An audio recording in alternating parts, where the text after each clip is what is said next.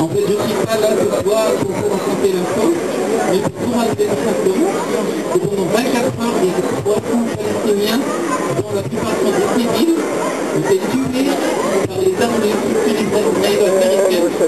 Et plus de 1000 autres ont été blessés. Tout ça, malheureusement, pas seulement avec la complicité des États-Unis, mais de ces pays européens, et malheureusement encore des pays voisins. Je suis là avec vous pour vous passer un message du peuple palestinien.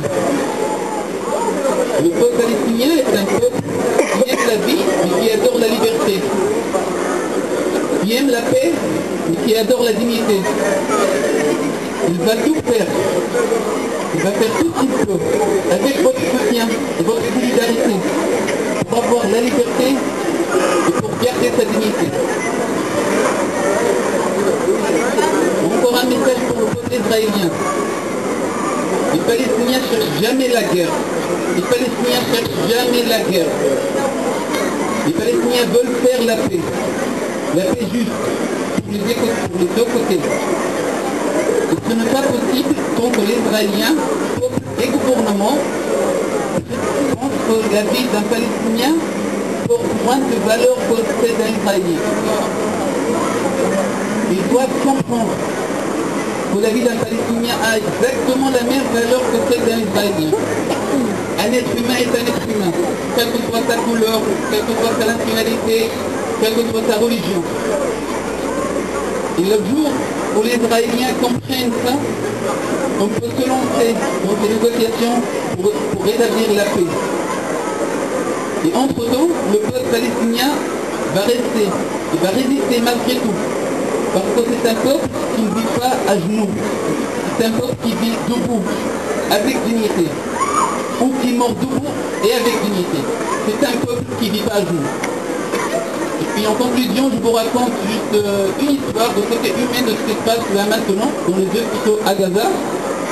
Hier soir, le ministre de Santé a déclaré dans un entretien dans l'hôpital central à Gaza, il a dit qu'en ce moment, la manque des moyens médicaux sont tellement horribles que les blessés arrivent aux hôpitaux, il n'y a pas assez de moyens pour les soigner leurs blessures, ils déchirent les rideaux pour faire les blessures.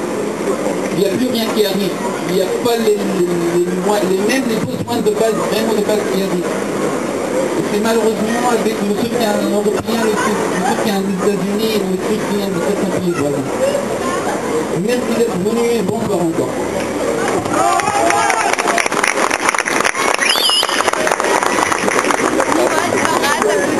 Pour la paix, nous vous remercions d'être là. Nous aurions aimé que la paix soit plus large, mais vu l'urgence, nous n'avons pas eu le temps de contacter, ou certaines organisations nous ont contacté et ne nous ont pas répondu. Mais nous savons que d'autres associations, des syndicats, des partis politiques sont avec nous. Leurs militants sont là ce soir. Nous les remercions. Et malheureusement, je crains que nous ayons à nous revoir bientôt, puisque comme vous le savez, ce n'est que le début de l'offensive israélienne sur Gaza. Hier, plusieurs milliers de réservistes ont été rappelés. Hier et aujourd'hui, les tentes massaient à la limite de la bande de Gaza. Je suppose que c'est ça pour faire un exercice avec des balles à blanc. Et que malheureusement, on peut craindre le pire, c'est-à-dire une invasion par l'armée de terre israélienne de la bande de Gaza. dans les jours qui viennent. Donc nous devrons rester mobilisés et il n'est pas exclu que d'ici quelques jours, nous nous invitions à une nouvelle manifestation. Il y a actuellement des dizaines de manifestations qui sont organisées en France comme à l'étranger, dans des grandes villes, Paris, Lyon, Marseille, Lille, mais aussi dans des toutes petites villes parfois comme Apt, qui est une petite ville de 10 000 habitants à côté d'Avignon, ou dans d'autres villes, qui montre bien la mobilisation, l'émotion des militants et d'une partie de la population française face à ce massacre.